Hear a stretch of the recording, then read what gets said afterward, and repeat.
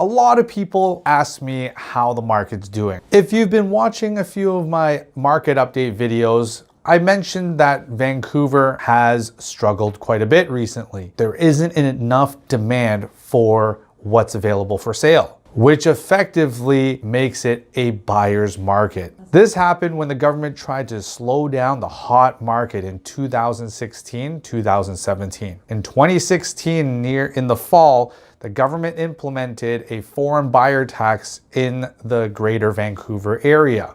The same tax that was implemented in Toronto in 2017 of April. All these things the government tried to implement in Vancouver, they also implemented in Toronto. But there's been two completely different results of what actually happened and how the market reacted to it. So why isn't Toronto's market reacting the same way Vancouver did? So first of all, let's look at the months of inventory. This is the supply and demand to determine how fast the market is consuming current listings. Remember, a neutral balanced market is around 5 months of inventory. Less than that is a seller's market, and above that is a buyer's market. So Vancouver right now is at 7.8 months of inventory. In Toronto, we're sitting at 1.9 months of inventory. Here's another stat for you.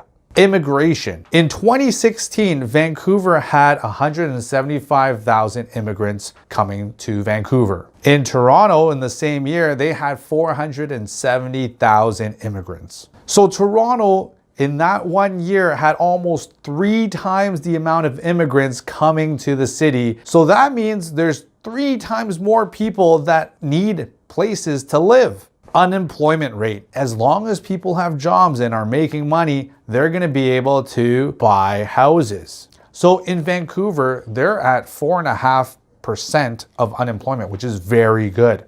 Toronto is at 6.6. Not as good, but it's still pretty good. They're both relatively pretty low unemployment rates.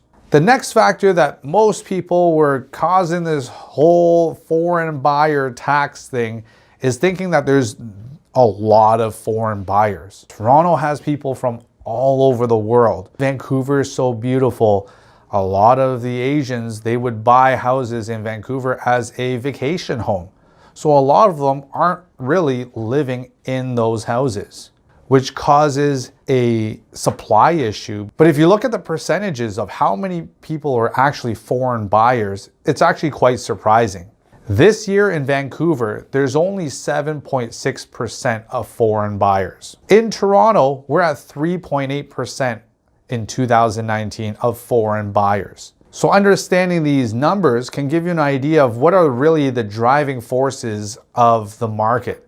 A lot of people ask me if Toronto's market is going to be like Vancouver's. But if you look at the numbers, you can see that Toronto's market is actually sustainable. The biggest factor still is unemployment rate, interest rates, and immigration, all of which Toronto is very strong in. We just don't have enough houses for the demand. Supply is still the issue, as we can see people moving to Toronto because there's a lot of jobs. We can see a lot of these head offices and big companies coming, setting up shop, which is fantastic for everybody. There's jobs for people, there's money to be made, but we're not building enough to fulfill that demand.